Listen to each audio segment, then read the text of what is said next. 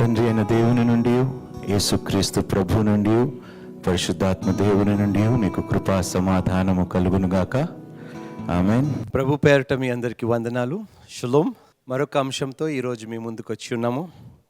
ఈరోజు మనం ఎంచుకున్న అంశము ప్రోత్సాహన, ప్రేరేపణ, ఎంకరేజ్మెంట్.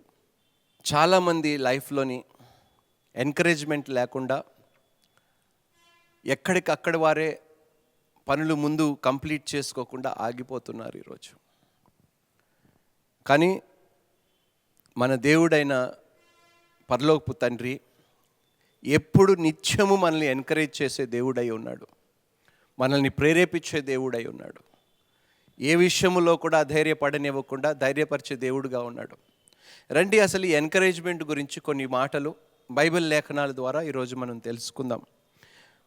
మనం ఈ అంశంలోకి వెళ్లే ముందు ప్రార్థనతో ప్రారంభించుకుందాం.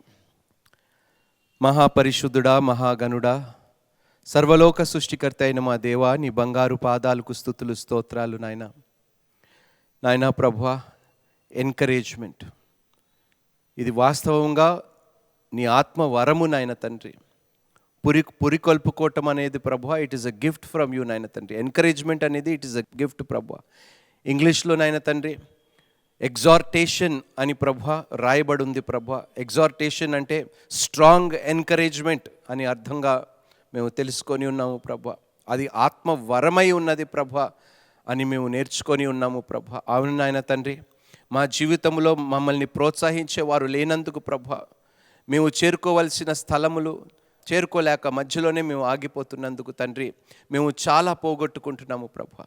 ఈరోజు ప్రభువా, ఈ అంశం ద్వారా మీరు మాతో మాట్లాడి తిరిగి మమ్మల్ని పురికొలిపి ప్రభువా, మా విశ్వాసంలో మమ్మల్ని నిలబెట్టుకొని ప్రభువా, మేము ముందుకు వెళ్ళి సమస్తమును స్వాధీనపరుచుకునే శక్తిని ఈ యొక్క వర్తమానం ద్వారా, వాక్యం ద్వారా మీరు మాకు అనుగ్రహించమని వేడుకుంటూ, నీకే సమస్త మహిమ, ఘనత, ప్రభావములు చెల్లిస్తూ యేసుక్రీస్తు పరిశుద్ధ నామములో ప్రార్థించి అడిగి వేడుకుంటున్నాము తండ్రి. ఆమెన్. ఎంకరేజ్మెంట్ మన జీవితంలోని చాలా ప్రాముఖ్యమైన అంశం అండి. ఈరోజు చాలామందికి ఎంకరేజ్మెంట్ లేకపోవటం వలన వారు ఓటమిని అంగీకరిస్తున్నారు. ఈరోజు డిస్కరేజ్ అయిపోతున్నారు. ఇంతకుముందు కూడా నేను పంచుకున్నాను ఒక మెసేజ్ నిరుత్సాహం గురించి. ఈరోజు ప్రోత్సాహన గురించి మనం మాట్లాడుకుందాం. మనిషి జీవితంలోని ప్రోత్సాహన అనేది ఒక ప్రాముఖ్యమైన అంశము. మన విజయానికి ఎంతో అవసరమైనది. ఒక వ్యక్తి ముందుకు కొనసాగాలంటే తన జీవితంలో ప్రోత్సాహన ఎంతో ముఖ్యం. ఒక వ్యక్తి ముందుకు వెళ్ళాలన్నా, ఒక వ్యక్తి తన గమ్యము చేరుకోవాలన్నా, ఒక వ్యక్తి తన గోలు రీచ్ కావాలన్నా కూడా ఎంకరేజ్మెంట్ లేకపోతే అసలు రీచ్ కాలేడండి. మనకి తెలుసు, మనకి ఎప్పుడు వింటూ ఉంటాం, మన బుద్ధి ఎలాంటిదంటే పీత బుద్ధి అనమాట. ఒక పీత పైకి వెళ్తూ ఉంటే ఆ కింద ఉన్న పీత పైకి వెళ్ళనివ్వకుండా పైకి ఎక్కేవాడిని కిందకి లాగేయటం అనమాట. డిస్కరేజ్ చేసేయటం, వెనకకి లాగేయటం. ఇలాంటి స్వభావం కలిగిన వారు ఎంతోమంది మన జీవితంలోకి వస్తారండి. స్నేహితుల రూపంలో వస్తారు, మనల్ని ముందుకు వెళ్ళకుండా ఆటంకపరుస్తూ ఉంటారు, డిస్కరేజ్ చేసేస్తారు. అరే ఏంట్రా, ఏమనుకుంటున్నావు, అది అసలు ఇట్ ఈస్ ఇంపాసిబుల్ అనేది ఏమిటి? దేవుడు నా పక్షం ఉండగా నేను సమస్తము చేయగలుగుతాను, నన్ను బలపరచువాని యందు నేను సమస్తము చేయగలుగుతాను. అంతేగాని మనం చెప్పాలి. కానీ వాడు చెప్పిన పనికిరాని మాటను నువ్వు నిజము నమ్మేసి, వాడు చేయలేనన్నందుకు నువ్వు నిజంగా దాన్ని నమ్మేసి నువ్వు కూడా ఓటమిని అంగీకరిస్తే ఎలా? అంటే డిస్కరేజ్మెంట్ అనే మాటలో ఎంత భయంకరమైన శక్తి ఉన్నది చూడండి. దేవుడు ఊరికని విడిచిపెట్టాడండి. సహజంగా ఎవరైనా మనల్ని డిస్కరేజ్ చేస్తూ ఉంటే తప్పకుండా దేవుడు వారికి ఇవ్వవలసిన శిక్ష దేవుడు వారికి ఇస్తాడండి. తగిన శిక్ష దేవుడు వారికి అనుగ్రహిస్తాడు. ఈరోజు నేను ఒకటే కోరుతున్నాను, ఏమిటంటే మనమందరము ఒకరిని పురికొల్పుకునే విధముగా ఉందాము. అప్పుడే నిజమైన దేవుని బిడ్డలుగా, క్రైస్తవులుగా మనం పిలువబడతాం. ఎవరిని వెనకకి లాగటానికి ప్రయత్నించకండి. ఎవరైనా ఎదుగుతూ ఉంటే అసూయ పడకండి, అడ్డుగోడ కట్టకండి, ఆటంకమును ఏర్పరచకండి. ఒక వ్యక్తి ముందుకు వెళ్తున్నాడంటే అది ఉద్యోగం కావచ్చు, ఆత్మీయతలో కావచ్చు, సేవలో కావచ్చు, పరిచర్యలో కావచ్చు, సంఘములో కావచ్చు, ఇంకా నానా విధములుగా ఆ వ్యక్తి ముందుకు వెళ్తుండగా దయచేసి మీరే సహోదరుడికి ముందు ఆటంకము ఏర్పరచకండి, దయచేసి అధైర్యపరచకండి. ఎందుకంటే దేవుడు మనల్ని విడిచిపెట్టడు అంటున్నాడు బైబిల్లోని. మనం చూద్దామండి సహజంగా ఎంకరేజ్మెంట్ వలన ఏ విధంగా దేవుని పిల్లలు, ప్రవక్తలు కానీ, రాజులు కానీ ఏ విధంగా ముందుకు వెళ్ళారో. ఒక వ్యక్తి ఎంకరేజ్మెంట్ పొందుకుంటే వాడు ఏమి సాధించగలుగుతాడో, ఒక వ్యక్తిని మనం ప్రోత్సహిస్తే ఏ విధమైన విజయాలు వాడు పొందుకుంటాడో రండి లేఖనాల ద్వారా మనం చూద్దాం ఈరోజు. మొట్టమొదటిగా సామెతలు 12వ అధ్యాయము 25వ వచనముతో మనం ప్రారంభించుకుందాము. ఒకని హృదయములోని విచారము దాని కృంగజేయును, దయగల మాట దాన్ని సంతోషపెట్టును. చూడండి, విచారణకరమైన మాటలు ఒక వ్యక్తిని కృంగదీస్తాయంట, కానీ దయగలిగిన మాట ఒక వ్యక్తిని సంతోషపరుస్తాయంట. అంటే ఎంత ఆదరణ, ఎంత ధైర్యము, ఎంత ఎన్కరేజ్మెంట్ ఒక మాట కలుగజేస్తుందండి. ఒక మాట ఒక వ్యక్తిని ఎంకరేజ్ చేయగలిగితే, సంతోషపరచగలిగితే, అదే మాట ఒకరిని కృంగదీస్తుందని కూడా లేఖనాలు సెలవిస్తున్నాయి. అందుకనే మనం మాట్లాడే ప్రతి మాట ఆదరణకరంగా ఉండాలి, ప్రోత్సాహనకరంగా ఉండాలి. ఒక వ్యక్తిని పురికొల్పే విధముగా మాత్రమే మన నోటిలో నుండి మాటలు రావాలి, కానీ ఒక వ్యక్తిని డిస్కరేజ్ చేసే విధంగా మనం ఎన్నడూ మాట్లాడకూడదు. ఈరోజు తల్లిదండ్రులు కొన్నిసార్లు చెప్తారండి పిల్లలకి, దౌర్భాగ్యం అది, పనికిరాని దానివి, పనికిరాని వాడివి, నువ్వేం చెయ్యలేవు, చేత. అరే ఏమిటండి ఈ మాటలు? ఒక తండ్రిగా, ఒక తల్లిగా నువ్వు ధైర్యపరచాలి. ధైర్యపరచకుండా తిరిగి ఎలాంటి మాటలు మాట్లాడుతున్నావు? ఎందుకు కన్నానో నిన్ను? ఏమిటండి ఈ మాటలు? ఇలాంటి మాటలు మాట్లాడితే నిజంగా ఆ పసివాడు, ఆ పిల్ల కానీ ఏమనుకుంటారు? ఏంటో నేను ఏం తప్పు చేశాను, నాకు ఎందుకు ఈ కష్టము అని వాళ్ళు ఎంత కృంగిపోతారో, ఎంత విచారణ కలుగుతుందో, ఎంతగా వారు అణిచివేయబడతారో, వారి ఆశయాలు ఏదైతే ఉన్నాయో అన్నీ అణిచివేయబడతాయి. ఒక తండ్రి తల్లే సొంత బిడ్డల పట్ల ఇలా మాట్లాడితే సమాజంలో ఇంకేం ఎంకరేజ్మెంట్ పొందుకుంటారు? ఒకసారి ఆలోచించండి. మీరు మాట్లాడే ప్రతి మాట మీ పిల్లల ఎడల కానీ, మీ పొరుగువాని ఎడల కానీ ఏ విధముగా ఉన్నాయి? అది ఒక వ్యక్తిని ముందుకు తీసుకొని వెళ్ళే విధముగా ఉన్నాయా, లేకపోతే ఎదిగే విధముగా ఉన్నాయా, లేకపోతే కించపరిచే విధముగా ఉన్నాయా, వెనకకి లాగే విధముగా ఉన్నాయి మీ మాటలు? ఎందుకంటే ఆదరణకరమైన మాట సంతోషాన్ని కలుగజేస్తుందంట. ఎంత గొప్ప మాట చూడండి. దేవుడు ప్రతిసారి మాట్లాడినప్పుడు ఆదరించి మాట్లాడాడు. అవును, కోపం వచ్చినప్పుడు గద్దించాడు, హెచ్చరించాడు, కఠినంగా ప్రవర్తించాడు. కానీ ఆ కఠినత్వములో కూడా దేవుడు ఎవరిని అధైర్యపరచలేదు. పరిణామాలు చెప్పాడు, నువ్వు ఇలా చేస్తే ఇలా జరుగుతుందని హెచ్చరించాడు. దేవుడు ప్రేమతో గద్దించాడు, అంతేగాని పనికి రాని వాళ్ళు అని కాదండి. దేవుడు ఒక వ్యక్తిని ప్రోత్సహించాడు. ఆ వ్యక్తి పేరే యెహోషువ. మనం పరిశుద్ధ గ్రంథంలోకి వెళ్దామండి. ద్వితీయోపదేశ కాండము 3వ అధ్యాయము 28వ వచనము. యెహోషువకు ఆజ్ఞ ఇచ్చి అతని ధైర్యపరచి దృఢపరచుము. దేవుడు మోషేతో ఏమంటున్నాడు తెలుసా? నువ్వు యెహోషువకి ఆజ్ఞ ఇచ్చి అతనిని ధైర్యపరిచి దృఢపరచు అంటున్నాడు. ఎందుకంటే నీ తర్వాత గొప్ప నాయకుడు, ఒక రాజు, ఒక ప్రవక్త కాబోతున్నాడు. అందుకనే నువ్వు అతనిని ఎంకరేజ్ చేయి అని మోషేకి దేవుడు ఆజ్ఞాపించాడండి. ఒక వ్యక్తిని బలపరచటానికి మాత్రమే మనం ఉండాలండి.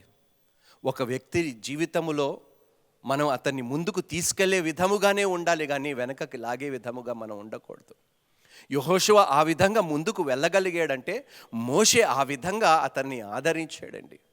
అటు విధంగా ధైర్యపరిచాడు, ఎంకరేజ్ చేశాడు మోషే యెహోషువని. ఎందుకంటే దేవుడు చెప్పాడు, నీ తర్వాత యెహోషువనే. ఈరోజు ఒక మాట సెలవిస్తున్నానమ్మా, నీకు ఎలాంటి స్నేహితులు ఉన్నారు? ఒకవేళ వారు కృంగిపోయే స్థితిలో ఉంటే దయచేసి ఇంకా నీ మాటలతో వారిని కృంగదీయకండి అమ్మా. నీ సహోదరుడు కానీ, సహోదరి కానీ, నీ తోబుట్టు వారు కానీ, నీ ఇంటిలో వారు కానీ, ఎవరైనా నీ బంధువులు కానీ బాధపడుతున్నప్పుడు దయచేసి నువ్వు ఇంకా వారిని బాధ పెట్టకండి, ఇంకా అధైర్యపరచకండి, ఇంకా వెనకకి లాగకండి. వారిని మోషేలాగా ప్రోత్సహించండి, ముందుకు వెళ్ళటానికి ధైర్యపరచండి, వెనకకు మాత్రం లాగకండి. చూడండి ఇంకా ఏమంటాడో చూడండి. మొదటి అధ్యాయము ద్వితీయోపదేశ కాండము 38వ వచనము. అతడు ఇజ్రాయేలీలు దాన్ని స్వాధీనపరచుకొన చేయును గనుక అతని ధైర్యపరచుము. ఇశ్రాయేలుని ఏమిటంటే యెహోషువ ఏం చేయబోతున్నాడంట, ఆ కానాను దేశాన్ని స్వాధీనపరచుకోబోతున్నాడు, ఇశ్రాయేలు ప్రజల్ని అందులో నడిపించబోతున్నాడు. కాబట్టి దేవుడే మోషేకి ఆజ్ఞాపిస్తున్నాడు, నువ్వు అతనిని ధైర్యపరచు, నువ్వు అతనిని ఎంకరేజ్ చెయ్యి, ముందుకు వెళ్ళేలాగా తనని ప్రోత్సహించు. మనం నిజంగా ఒక వ్యక్తిని ప్రోత్సహిస్తే ఆ వ్యక్తి ఊహించిన దానికన్నా గొప్పవి చేయగలుగుతాడండి. నా జీవితంలో నేను అనుభవించాను. నేను చిన్న వయసులో ఉన్నప్పుడు తల్లిని పోగొట్టుకున్నప్పుడు, తండ్రిని పోగొట్టుకున్నప్పుడు ఎవ్వరూ నన్ను ధైర్యపరచలేదు, ఆదరణకరమైన మాటలతో ఎవరు మాట్లాడలేదు. ఎంతసేపు పనికిరాని వాడిగానే నన్ను చూశారు, పనికిరాని వాణిగా, చేతకాని వాణిగానే నన్ను వాళ్ళు మాటలతో కృంగదీశారండి. చాలా వెనకబడిపోయాను. కానీ దేవుని మహాకృపని బట్టి ఈరోజు నేను ఇంత ధైర్యంగా నిలబడగలుగుతున్నానంటే దేవుని మాటలు నన్ను అంతగా ప్రోత్సహించాయండి. ఎవ్వరు మాటలు కాదండి నాకు ప్రోత్సాహాన్ని ఇచ్చింది, నన్ను బలపరిచింది. బైబిల్ చదివాను, బైబిల్ను నమ్మాను. దేవుడు నన్ను తన ఆత్మ ద్వారా ప్రోత్సహిస్తూ అంచలంచలుగా దేవుడు ముందుకు తీసుకొని వెళ్ళాడు. దేవునికి స్తోత్రము. అందుకనే చెప్తున్నానమ్మా, ఒకవేళ మనుషులు మీ చుట్టుపక్కల ఉన్నవారు నెగటివ్ మైండ్ సెట్తో ఉన్నారనుకో, వారు ఆలోచన తీరు, మాట తీరు బాగాలేదనుకో, వాళ్ళ నుండి పక్కకు వచ్చేయండి అమ్మా. నిన్ను ఎంతసేపు వెనకకి లాగుతున్నారంటే దయచేసి అటు వారితో స్నేహం కూడా చేయటం మానేసాయి. పురికొల్పే వారితో నువ్వు స్నేహం చేయి, నిన్ను ధైర్యపరిచే వారితో, నిన్ను దృఢపరిచే వారితో నువ్వు స్నేహం చేయి. ఎంకరేజ్ చేసి నువ్వు చెయ్యగలుగుతావని నీలో విశ్వాసముని పురికొల్పే వారితో నువ్వు స్నేహం చేయి. అంతేగాని పనికిరాని వారితో నువ్వు స్నేహం చేయొద్దు. మోషే యెహోషువని ప్రోత్సహించాడు, ధైర్యపరిచాడు, దృఢపరిచాడు. అందుకనే యెహోషువ ఏం చేశాడండి, వాగ్దానపు దేశముని స్వాధీనపరచుకోగలిగాడు. దేవునికి స్తోత్రము. ద్వితీయోపదేశ కాండము 31వ అధ్యాయము 8వ వచనము. నీ ముందర నడుచువాడు యెహోవా, ఆయన నీకు తోడయ్యుండును, ఆయన నిన్ను విడువడు, నిన్ను ఎడబాయడు. ఆమేన్. ఎంత గొప్ప మాట. మరొక్క మారు ఆ వచనం దయచేసి చదువుదాం. మీ బుక్లోని, మీ బైబిల్లోని లేకపోతే రాసుకోండి. ఈ వచనము గుర్తుపెట్టుకోండి, జ్ఞాపకము చేసుకోండి. ఈ వచనము చదివి మీరు తిరిగి ధైర్యాన్ని తెచ్చుకోండి. ఏమిటా వచనం ఒకసారి చూద్దాం. ద్వితీయోపదేశ కాండము 31వ అధ్యాయము 8వ వచనము. నీ ముందర నడుచువాడు యెహోవా. నీ ముందర నడుచువాడు ఎవరు? సాక్షాత్తు సర్వలోక సృష్టికర్త అయిన దేవుడు అంట. ఆయన నీకు తోడయ్యుండును, అన్ని విషయములో నీకు తోడుగా ఉంటానంటున్నాడు దేవుడు. ఆయన నిన్ను విడువడు, నిన్ను ఎడబాయడు. నిన్ను విడవడు. నీకు మధ్యలో నీ లైఫ్లో స్నేహితులు వస్తారు, నిన్ను ప్రేమించేవారు నిన్ను మోసం చేయటానికి ప్రేమించినట్లు నటిస్తూ వస్తారు, అన్ని విషయాల్లో నిన్ను అధైర్యపరుస్తారు, వెనకకి లాగే విధంగా అపవాది మనుషుల్ని పంపిస్తాడు. కానీ దేవుడు ఏమంటున్నాడు తెలుసా? వారికన్నా ముందు నేను నీ ముందు నడుస్తాను, నిన్ను విడవను, నిన్ను ఎడబాయను. నీ దేవుడైన యెహోవా నేను నీ ముందు నడుస్తానంటున్నాడు. ఎంత ఆదరణకరమైన మాట అండి. దేవుడు అంటున్నాడు, అమ్మ, ఎవ్వరు మిమ్మల్ని ప్రోత్సహించకపోయినా, ఎవ్వరు మిమ్మల్ని దృఢపరచకపోయినా, ఎవ్వరు మీకు ధైర్యం ఇవ్వకపోయినా, ఇదిగో నేను నీ ముందున్నాను. నీ ప్రతి ఆటంకమును నేను తీస్తాను, ప్రతి మార్గముని సరళపరుస్తాను, నేను విడవను, ఎడబాయినని నీకు మాట ఇస్తున్నాను. ఇంతకన్నా ధైర్యం కలిగిన మాట, ప్రోత్సాహనకరమైన మాట బైబిల్లో ఇంకెక్కడైనా ఉందండి? దేవుడే సాక్షాత్ ఈ మాట చెప్తున్నాడమ్మా, నమ్మండి. భయపడకము, విస్మయముందకుమని ఇశ్రాయేలీయులందరి ఎదుట అతనితో చెప్పాను. భయపడకు, నేను నీకు తోడుగా ఉంటానని ఇశ్రాయేలు ప్రజల ముందు, అందరి ముందు దేవుడు యెహోషువకి చెప్తున్నాడు. ఇంకొక మాట కూడా యెహోషువతో అంటాడు. చూడండి, యెహోషువ గ్రంథము 1వ అధ్యాయము 9వ వచనం. నేను నీకు ఆజ్ఞ ఇచ్చి ఉన్నాను కదా, నిబ్బరము కలిగి ధైర్యముగా నుండుము. అంతే, ఆజ్ఞ ఇచ్చాను కదా, ఎందుకు భయపడుతున్నావు? ధైర్యంగా ఉండు అంటున్నాడు దేవుడు. ఎవ్వరు నిన్ను అధైర్యపరిచినా వారి మాటలను నమ్మొద్దు అంటున్నాడు దేవుడు. నేను నీకు ఎంకరేజ్మెంట్ ఇస్తున్నాను కదా, నీ ముందు నడుస్తాను అంటున్నాను కదా, విడవను, ఎడబాయిని అంటున్నాను కదా. మనుషుల వైపు ఎందుకు చూస్తావు? మనుషుల వైపు చూసి ఎందుకు డిస్కరేజ్ అయిపోతావు? నేను నీకు ఎంకరేజ్మెంట్ ఇస్తానంటున్నాను, నా వైపు చూడు అంటున్నాడు దేవుడు. అమ్మా, నమ్మండి అమ్మా. నమ్మటము నీ వశమైతే, మరలా చెప్తున్నాను, నమ్మువానికి సమస్తము సాధ్యము. దిగులు పడకము, జడియకుము. నీవు నడుచు మార్గమంతటిలో నీ దేవుడైన యెహోవా నీకు తోడయ్యుండును. ఇంతకన్నా ఎంకరేజ్మెంట్ ఎవరైనా ఇస్తారండి? మనకు కొన్నిసార్లు మన పరిస్థితులను బట్టి, మన కష్టాలను బట్టి, నష్టాలను బట్టి మనకు తోడుగా రావాల్సిన వారే మనల్ని విడిచిపెట్టి డిస్కరేజ్ చేసేసి వెళ్ళిపోతారు, మధ్యలో విడిచిపెట్టేస్తారు. అన్నీ బాగున్నప్పుడు అందరూ మన చుట్టూ ఉంటారు, అబ్బా భలే భలే చేసావు, నువ్వు ఎంత మంచివాడవు, నువ్వు ఎంత గొప్పవాడవు. అన్నీ పోయినప్పుడు ఏ నోరైతే నేను పొగిడేయో, ఏ నోరైతే నేను ఎంకరేజ్ చేసాయో, వీడి పని అయిపోయింది, అమ్మ వీడితో పెట్టుకుంటే మన పని కూడా అయిపోతుంది, ఎందుకు వచ్చింది వాడు తలకాయ నొప్పి మన మీద ఎందుకు, ఎంత డిస్కరేజ్ చేసేస్తారు. కానీ దేవుడు నిన్న నేడు నిరంతరము ఏకరీతిగా ఉన్నవాడండి, మారని దేవుడు. ఆయన అంటున్నాడు మరలా ఈ వచనం చూడు, దిగులు పడకండి, జడియకుడి. నీవు నడుచు మార్గం అంతటిలో నీ దేవుడైన యెహోవా నీకు తోడయ్యుండును. నీవు నడుచు మార్గము అంతటిలో అంటే ఏమిటి? నువ్వు శ్రమలు గుండి వెళ్తున్నా, ఇబ్బందులు, అవమానాలు, కష్టాలు, నష్టాలు, అప్పులు, ఏ శ్రమలు గుండి, అనారోగ్యము గుండి వెళుతున్నా, అన్నిటిలో నేను నీకు తోడుగా ఉంటాను, నిన్ను విడవను, ఎడబా. ఇంతకన్నా ఎంకరేజ్మెంట్ ఇంకెక్కడైనా దొరుకుతుందండి మనకి? ఇలాంటి దేవుని మాటలు మనం పట్టించుకోకుండా పనికిరాని వాళ్ళు చెప్పే పనికి మాలిన మాటలు మనం నమ్మి డిస్కరేజ్ అయిపోవాల్సిన అవసరం ఉందండి మనకి. అందుకని అంటాడు, దివారాత్రులు వాక్యము ధ్యానించువాడు ధన్యుడు. ఎందుకంటే ఎక్కడ లేని ప్రోత్సాహన మనకి దేవుడు తన వాక్యము ద్వారా ఇస్తాడు. చాలా ఎంకరేజ్మెంట్ ఉందండి బైబిల్. నిజముగా నువ్వు బైబిల్ చదివితే నువ్వు అసలు భయపడవు, జడేవు. ఒకానొకప్పుడు నేను భయపడేవాడిని అండి, ప్రతిదానికి భయపడిపోయేవాడిని, టెన్షన్ పడిపోయేవాడిని, కలవరి చెందేవాడిని, భీతి చెందేవాడిని. ఇప్పుడు ఏ విషయము నన్ను భయపెట్టదు. ఏదున్నా కూడా నేను ఒకటే అంటాను, నా దేవునికి పెద్ద సమస్య ఇది కానే కాదు. నా దేవుడు ప్రతి సమస్యకి పరిష్కారం ఇచ్చే దేవుడై ఉన్నాడు. నన్ను గాఢాంధకారపు లోయలోని కూడా క్షేమంగా నడిపించే దేవుడు నా దేవుడై ఉన్నాడు. నన్ను విడవకుండా, ఎడబాయకుండా, నాతో భూదిగంతముల వరకు తోడుగా వచ్చే దేవుడు నా దేవుడై ఉన్నాడు. దేవునికి స్తోత్రం. అందుకనే నేను ఎవ్వరు ఏమన్నా కూడా, ఎంత అధైర్యపరిచినా, ఎంతకి వెనకకి లాగాలన్నా, వాళ్ళ మాటలతో నన్ను వెనకకి లాగాలనుకున్నా కూడా నేను ఎవ్వరు మాటలు పట్టించుకోను. నేను నా గమ్యం ఏమిటో, నేను చేరవలసిన చోటు ఏమిటో దేవుడు నాకు చూపించాడు. అదే నా గురి, అదే నా గమ్యము. ఆ గమ్యము చేరే వరకు తను నన్ను ప్రోత్సహిస్తూనే ఉంటాడంట.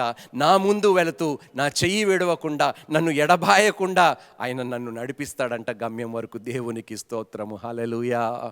ఎంత గొప్ప దేవుడండి. అందుకని అంటున్నామా, మనుషులు మాట్లాడే మాటలు నిజంగా పట్టించుకుంటే నువ్వు డిస్కరేజ్ అయిపోతావు. కానీ దేవుని మాటలు నువ్వు నిజంగా నమ్మి ఆ మాటని ఎత్తిపెట్టుకొని నీ జీవితంలో, నీ విశ్వాసములో నువ్వు నిలబడగలిగితే అధైర్యపడవు. నువ్వు ఎంకరేజ్మెంట్తో నువ్వు ముందుకు వెళ్ళిపోతావు. యెహోషువ ఏ విధంగా ఇశ్రాయేలు ప్రజల్ని వాగ్దానపు దేశంలోకి నడిపించావో, నీవు ఒక్కడవే కాదు ఎంకరేజ్మెంట్ పొందుకునేది, నీతో పాటు 10 మందిని నువ్వు పురికొల్పి వారిని కూడా పరలోక రాజ్యం వైపు నడిపించే ఎంకరేజ్మెంట్ నువ్వు పొందుకుంటావు. దేవునికి స్తోత్రము, హల్లెలూయా. చూడండి, మరి అదేవిధంగా కీర్తనలు 23వ కీర్తన 4వ వచనం, గాఢాంధకారపు లోయలో నేను సంచరించినను ఏ అపాయమునకు భయపడను. బైబిల్లో ఒక మాట తెలుసండి, అన్నిటికన్నా చిన్న ప్రార్థన ఏమిటో తెలుసా? బైబిల్లో ఎవరు చేశారో తెలుసా? ప్రభువా నన్ను రక్షించు. ఒక్క ప్రార్థన మునిగిపోతున్న పేతురుని లేవనెత్తింది. దేవునికి స్తోత్రము, hallelujah. The smallest prayer ever said in the Bible, Lord save me. పేతురు మునిగిపోతున్నాడు, పీకల దాకా నీళ్ళు వచ్చేసే ఒక చిన్న ప్రార్థన, ప్రభువా నన్ను రక్షించు. అంతేనండి. దేవుడు ఎంతగా రక్షించటమే కాదండి, తనతో పాటు తన పక్కన నిలబెట్టుకున్నాడండి. దేవునికి స్తోత్రము, హల్లెలూయా. అందుకనే అంటానమ్మా, మనుషుల్ని మనల్ని ముంచేస్తారు, మునిగిపోతున్న వారిని దేవుడు పైకి లేవనెత్తుతాడు. దేవునికి స్తోత్రం. పరిస్థితులు నిన్ను అణిచివేస్తాయి, మనుషుల మాటలు నిన్ను అణిచివేస్తాయి, కానీ దేవుని మాటలు నిన్ను లేవనెత్తుతాయి. అందుకనే వాక్యము చదవండి అమ్మా, వాక్యము ధ్యానించండి. గొప్ప శక్తి, గొప్ప బలము, గొప్ప ఆదరణ మనకి బైబిల్లోనే ఉన్నది. బైబిల్ దేవుని వాక్యములోనే ఉన్నది. రైట్, చూద్దామండి. కీర్తనలు 27వ కీర్తన 1వ వచనము, యెహోవా నాకు వెలుగును రక్షణయునై ఉన్నాడు, నేను ఎవరికి భయపడుదును. అంతే, అయిపోయింది. ఇట్స్ సో సింపుల్ అండి. యెహోవా నాకు వెలుగును రక్షణయునై ఉన్నాడు. వెలుగును రక్షణ, కేవలం వెలుగే కాదంట, వెలుగును రక్షణై ఉన్నాడు. నేను ఎవరికి భయపడుదును? ఎవరికి భయపడాలి? యెహోవా ఎందుకు నా ప్రాణదుర్గం. భయపడాలి? దేనికోసము నేను భయపడాలి? ఏ విషయమై నేను భయపడిపోవాలి? ఏ విషయమై నేను అధైర్యపడిపోవాలి? సాక్షాత్తు సర్వలోక సృష్టికర్త అయిన దేవుడు నీకు వెలుగై ఉన్నాడంట. గాఢాంధకారపు లోయలో నువ్వు సంచరించిన ఏ అపాయము నీ వద్దకి రాదు అంటున్నాడు. అందుకనే అంటున్నామ్మా, నా ఎంకరేజ్మెంట్ అంతా, నేను ఇంత ప్రోత్సాహన, ఇంత ఆదరణ ఎక్కడి నుంచి పొందుకోగలుగుతున్నానో తెలుసా? మనుషుల మాటల నుండి కాదు, దేవుని వాక్యము నుండే. అందుకని చదవండి అమ్మ, బైబిల్ చదవండి. తప్పకుండా మీరు ప్రోత్సహింపబడతారు, ఆదరింపబడతారు, బలపరచబడతారు, దృఢపరచబడతారు. ధైర్యంగా మీ గమ్యాన్ని మీరు చేరగలుగుతారు. దేవునికి స్తోత్రం.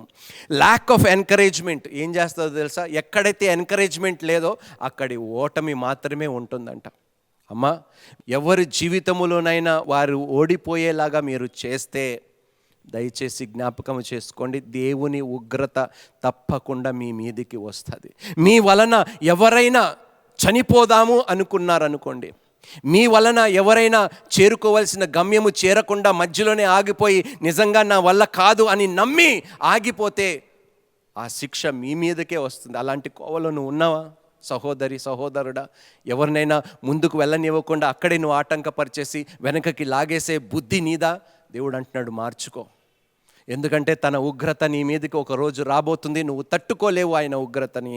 జాగ్రత్తగా ఉండు. ఎందుకంటే మనం ఒక వ్యక్తిని విజయపు బాటలో నడిపించాలే కానీ అపజయపు పాలు అయ్యే బాటలో మనం వారిని నడిపించకూడదు. ల్యాక్ ఆఫ్ ఎంకరేజ్మెంట్ ఎక్కడ ఉంటుందో అక్కడ ఓటమి ఉంటుంది. ల్యాక్ ఆఫ్ ఎంకరేజింగ్ వర్డ్స్ నీలో ఉంటే నువ్వు సక్సెస్ఫుల్ కావు, అవతల వాడిని కూడా నువ్వు సక్సెస్ఫుల్ కానివ్వవు. రైట్ అండి. ఆత్మీయంగా కూడా మనం గెలవలేమండి. నీవు నీ మీదే, అయ్యా నేను ఇది చేయలేను, అయ్యో నేను ఇది చేయలేను, నా వల్ల ఇది కాదు, నీకు నీవే ఇలాంటి మాటలు నువ్వు ఎన్కరేజ్ చేసుకోకుండా డిస్కరేజ్ చేసుకుంటే నువ్వు ఆత్మీయంగా ఎలాగ పోరాడతావు? పోరాడి ఎలాగ గెలుస్తావు? దయచేసి ఇలాంటి మాటలు మానేయండి అమ్మా. నీ విజయము, నీ ఓటమి నీ దగ్గరే ఉన్నది. నువ్వు పలికే మాటలను బట్టే నీకు విజయము, నువ్వు పలికే మాటలను బట్టే నీకు అపజయము. నీవే నిర్ణయించుకో నువ్వు ఏం చేస్తావు, ఎలా మాట్లాడతావు, ఏ విధంగా నిన్ను పురుకొల్పుకుంటావు, ఇతరుల్ని కూడా నువ్వు ఏ విధంగా ప్రోత్సహిస్తావు, ఏ విధంగా నువ్వు ఎంకరేజ్ చేస్తూ వారిని ముందు నడిపిస్తావు, అది దేవుడు నీ చేతికి విడిచిపెట్టి ఉన్నాడు. రైట్, చూద్దామండి కొన్ని మాటలు. అపోస్తుల కార్యం 11వ అధ్యాయము 24వ వచనం. అపోస్తులైన పౌలండి సేవ ప్రారంభించినప్పుడు దేవుడు బర్నబా అనే ఒక వ్యక్తిని అపోస్తులైన పౌలు జీవితంలో ఏర్పరచుకున్నాడండి. ఆ రోజు మోషేని యెహోషువ కోసం ఏ విధంగా ఏర్పరచుకున్నాడో పౌలు కోసము బర్నబాని దేవుడు ఏర్పరచుకున్నాడు. బర్నబా అంటే ఏమిటి? సన్ ఆఫ్ ఎన్కరేజ్మెంట్, హెచ్చరించే కుమారుడు, ఎంకరేజ్ చేసే కుమారుడు అని అతని పేరుకే అర్థం ఉంది. పేరులోనే ఎంతో గొప్ప అర్థం ఉంది చూడండి. అటు విధంగానే తను ప్రవర్తించాడు, అటు విధంగానే బర్నబా తన పేరుకు తగ్గట్టు జీవించాడు. తనని కాదండి, అనేక మందిని ప్రోత్సహించాడని బైబిల్ లేఖనాల్లో సెలవిస్తుంది. చూద్దామండి 11వ అధ్యాయము అపోస్తుల కార్యము 24వ వచనము. అతడు వచ్చి దేవుని కృపను చూచి సంతోషించి ప్రభువును స్థిర హృదయంతో హత్తుకొనవలనని అందరినీ హెచ్చరించాను. అందరినీ పురికొల్పాడండి, అందరినీ హెచ్చరించాడు, అందరినీ ఎన్కరేజ్ చేశాడు. అపోస్తుల కార్యము 9వ అధ్యాయం 27వ వచనములో చూడండి. అయితే బర్నబా అతనిని దగ్గర తీసి, బర్నబా ఎవరిని దగ్గరికి తీసుకున్నాడంట? పౌలుగా మారిన సౌలుని దగ్గరగా తీసుకున్నాడంట. బర్నబా దగ్గరగా చేర్చుకొని ఏం చేశాడు? అపోస్తలుల యొద్దకు తోడుకొని వచ్చి అతడు త్రోవలో ప్రభువును చూచెననియు ప్రభువు అతనితో మాట్లాడిననియు అతడు దమస్కులో యేసు నామమును బట్టి ధైర్యముగా బోధించిననియు వారికి వివరముగా తెలియపరుస్తున్నాడు. ఎంకరేజ్ చేద్దాం రండి, ఇలాంటి వ్యక్తిని మనం ఎంకరేజ్ చేద్దాం. దేవుడు పట్టుకున్నాడు ఈ వ్యక్తిని. ఈరోజు దౌర్భాగ్యం ఏమిటో తెలుసండి, సేవకులనే వెనకకి లాగేస్తున్నారండి. ఎంతో దౌర్భాగ్యం అండి. ఈరోజు ఒక సేవకుడు సేవ చేస్తే తన్ని ప్రోత్సహించకుండా ఇన్ని సంవత్సరాలు చేస్తే ఇంతమందినైనా గొర్రెలను సంపాదించింది. అవసరమండి ఇలాంటి మాటలు మాట్లాడటము? ఏ పరిస్థితుల్లో నుండి ఆ కనీసం 5 గొర్రెలైనా సంపాదించాడని సంతోషము లేదు కానీ 5 గొర్రెలైనా 5 మందినా మీ సంఘస్థులు ఎంతగా కించపరుస్తూ ఉంటారు. నీది బడా చర్చ్ అయితే ఎవడికి కావాలి? పెద్ద సంఘం అయితే ఎవరికి కావాలి? ఎవరి స్థాయికి, ఎవరి స్తోమతకి దేవుడు వారికి సంఘస్థులను ఇస్తాడు. అంతేగాని నువ్వు సంపాదించినట్టు అందరూ సంపాదించాలని బైబిల్లో ఎక్కడ రాయబడలేదు కదా. అందుకనే దయచేసి సేవకులుగా కూడా మనం అందరినీ ప్రోత్సహిద్దాము, ఎంకరేజ్ చేద్దాము, పురికొల్పుదాం. బ్రదర్, ఇంకా నువ్వు సంఘములో ఎదగాలి, నా వంతు కూడా నేను నీకు తోడుగా ఉండి నీకు సహాయం చేస్తాను. ఆ రోజు అపోస్తులైన పౌలుకి బర్నబా ఏ విధంగా సహాయం చేసి సేవలో ముందుకు నడిపించాడో నేను కూడా అలా ఉంటాను అని చెప్పండి. అంతేగాని ఇంతేమందా నీ సంఘంలో, ఇంతేమందా, ఎన్ని సంవత్సరాల నుంచి సేవ చేస్తున్నావు బ్రదర్, అహంకారము. దయచేసి ఈ మాటలు విడిచిపెట్టండి. ఎందుకంటే ఆల్రెడీ కృంగిపోయి ఉన్నాడు. తన సంఘముని చూసి, సేవను చూసి, పరిచర్యని చూసి అప్పటికే ఆ సేవకుడు ఎంతో బాధ కలుగుతుందేమో అతనికి. నీ మాటలు ఇంకా ధైర్యపరిచే విధముగా ఉంటే ఆయన సేవలో ముందుకు వెళ్ళలేడు. దేవుడు ఏదైతే తన ద్వారా చెయ్యాలనుకుంటున్నాడో అది దానికి కూడా నీవే సేవకుడై ఉండి ఆటంకపరుస్తే దేవుడు నిన్ను నన్ను విడిచిపెట్టడమ్మా. దయచేసి వినండి సేవకులారా, ఈ మాట శ్రద్ధగా వినండి. ఒక సేవకుడిని మనం ప్రోత్సహిద్దాము. అది చిన్న సంఘమా, చిన్న మంది అయినా మనం అపోస్తులైన బర్నబా వలె మనం ఉందాము. బర్నబా ఏ విధంగా పౌలుని ఎంకరేజ్ చేశాడో, ప్రోత్సహించాడో మనం కూడా ప్రోత్సహిద్దాము. చేయి కలుపుదాము, ప్రోత్సహిద్దాము. అనేక మంది వారి సంఘంలో వచ్చే వరకు మనం వారి సంఘానికి వెళ్దాము, దర్శిద్దాము. వీలైతే కాస్త సమయం అక్కడ మనం కూడా స్పెండ్ చేద్దాం. అంతేగాని ఒక వ్యక్తిని సేవా పరిచర్యలో ఉన్న ప్రాముఖ్యంగా ఒక సేవకుడిని దయచేసి వెనకకి లాగకండి మీ మాటల ద్వారా. రండి, ఈ సమయంలో మనం ప్రార్థన చేసుకొని క్షమాపణ కోరుకుందాం. ఈ ప్రార్థనలో దయచేసి అందరము ఏకీభవించాలని నేను మనస్ఫూర్తిగా కోరుకుంటున్నాను. మహాపరిశుద్ధుడా, మహాగణుడా, సర్వలోక సృష్టికర్త అయిన మా దేవాని బంగారు పాదాలకు స్తుతులు, స్తోత్రాలు ప్రభువా. అవును నాయన తండ్రి, నీ వాక్యము ఎంతో ఆదరణకరమైనది ప్రభువా, మాకు ఎంతో ధైర్యాన్ని ఇచ్చేది ప్రభువా. మమ్మల్ని పురికొలిపి ప్రభువా మేము చేరవలసిన గమ్యానికి చేర్చేలాగా నీ వాక్యం మాకు తోడుగా ఉన్నది. అయినా నాయన తండ్రి, పనికిరాని వాటి విషయాలు వెనకాల మేము పడుతున్నాము ఎంకరేజ్మెంట్ కోసము. మమ్మల్ని నాయన ఎంకరేజ్ చేసుకోవటానికి లోక సంబంధమైన వాటి విషయాల కోసం మేము వెంట పడుతున్నాం. మమ్మల్ని క్షమించు ప్రభువా. ఒకవేళ మా వలన ఏ వ్యక్తి జీవితం అయితే మధ్యలో ఆగిపోయిందో, ముందుకు వెళ్ళనివ్వకుండా మేమే చేసి ఉంటే తండ్రి, ఈరోజు క్షమాపణ కోరుకుంటున్నాం ప్రభువా. నాయన ఆ బిడ్డ జీవితాన్ని తిరిగి కట్టు నాయన. ఎవరి జీవితం అయితే మా మాటల ద్వారా ప్రభువా, మా చేతల ద్వారా ప్రభువా నాయన తండ్రి మధ్యలో ఆగిపోయాయో నాయన, మేము ఒకవేళ ఏ వ్యక్తినైనా ఆపేసి నాయన తండ్రి తనకి ఆటంకం ఏర్పరిచి ఉంటే ప్రభువా మమ్మల్ని క్షమించమని, మన్నించమని వేడుకుంటూ మా ఈ ప్రార్థనకు ప్రతిఫలం అనుగ్రహించి మమ్మల్ని నాయన తండ్రి నీ సన్నిధిలో తిరిగి నువ్వు అంగీకరించమని వేడుకుంటూ నీకే సమస్త మహిమ, ఘనత, ప్రభావములు యేసుక్రీస్తు పరిశుద్ధ నామములో ప్రార్థించి అడిగి వేడుకుంటున్నాము తండ్రి. Amen, amen. షలోమ్.